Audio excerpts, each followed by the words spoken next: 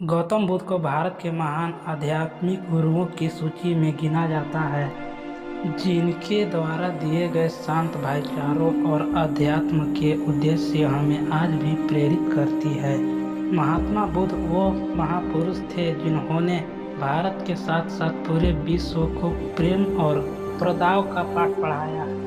एक महाप्रतापी और धन से समृद्ध राजा के घर जन्म लेने के बावजूद उन्होंने पारिवारिक मोहमाया का त्याग किया और संन्यास का मार्ग अपनाया। संन्यास और तपश्चर्या के मार्ग पर चलते हुए उन्हें जिस अमूल्य ज्ञान की प्राप्ति हुई उसका पाठ उन्होंने पूरी दुनिया को पढ़ाया। महात्मा बुद्ध आगे चलकर बौद्ध धर्म के प्रवर्तक बने, जिसके आज विश्व भर में 47 करोड़ अनुयायी हैं। महात्मा बुद्ध द्वारा सैकड़ों वर्ष पहले दिए गए उद्देश्य आज भी प्रासंगिक है।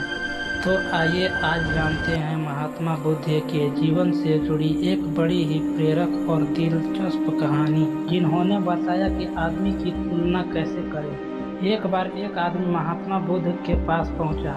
उसने पूछा, प्रभु, ये जीवन क्यों मिला है? इतनी बड़ी दुनिया में मेरी क्या कीमत है?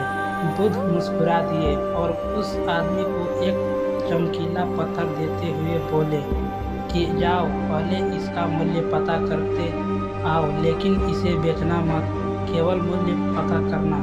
वो आदमी सबसे पहले उस पत्थर को लेकर एक आम वाले के पास गया और उसे पत्थर दिखाते हुए बोला, इसकी कीमत क्या होगी?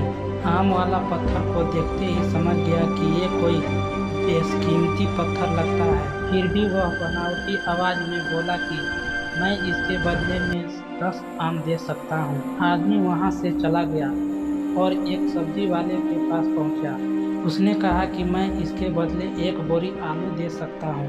अब उस आदमी को ये मालूम पड़ चुका था कि ये पत्थर वाकई में कीमती है, और फिर वह उसे लेकर एक हीरे के व्यापारी के पास पहुँचा। व्यापारी पत्थर को देखते अचंभित रह गया। उसने कहा कि मैं तुम्हें इसके बदले 10 लाख रुपए दे सकता हूँ। आदमी महात्मा बुद्ध के पास जाने के लिए मुड़ा ही कि व्यापारी ने आवाज़ लगाई कि मैं तुम्हें इसके बदले में 50 लाख रुपए देने को भी तैयार हूँ। लेकिन आदमी नहीं रुका।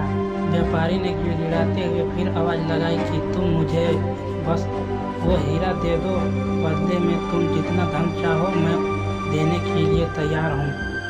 आदमी नहीं माना और महात्मा बुद्ध के पास लौट गया और उन्हें पत्थर वापस करते हुए पूरा वृत्तांत का सुनाया।